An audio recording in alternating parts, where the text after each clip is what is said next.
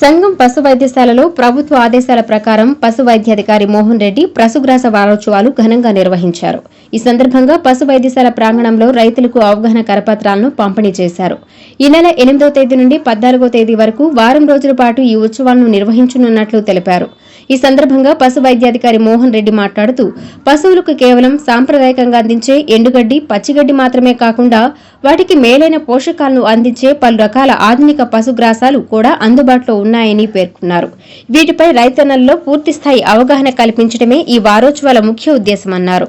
వివిధ రకాల పశుగ్రాసాల రకాలు, వాటిని పశువులకు మేపే పద్ధతులపై రైతులు అవగాహన పెంచుకోవాలని, తద్వారా పశు పోషణను మెరుగుపరిచి పాడి పరిశ్రమలో మంచి అభివృద్ధి సాధించాలని ఆయన ఆకాంక్షించారు.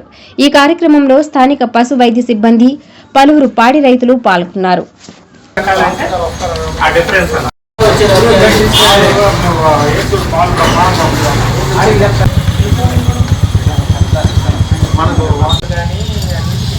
ఒక గేదె కట్టకపోవడానికి కానీ, సరైన పాల డబ్బులు లేకపోవడానికి కానీ, మన దోళ్ళు పెరగకపోవడానికి కానీ అన్వేషణకి ఉంటే బర్రె అనేది కరెక్ట్గా దానికోసమని మనం ఎండుగడ్డే కాదు, మనకి బయట కెనాల మీద దొరికే గడ్డే కాదు, దాంతోపాటు చాలా రకాల పశుగ్రాసాలు గవర్నమెంట్ పశుగ్రాస వారోత్సవాలు పెట్టచ్చు మనకి తెలియదు.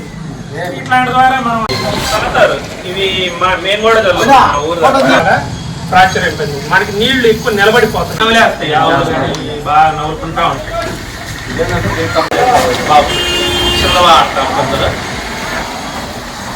ఈరోజు మన సంఘం పశు వైద్యశాల పరిధిలో గవర్నమెంట్ వారు నిర్ణయించిన ప్రకారంగా మనం పశుగ్రాస వారోత్సవాలను జరుపుకుంటున్నాము.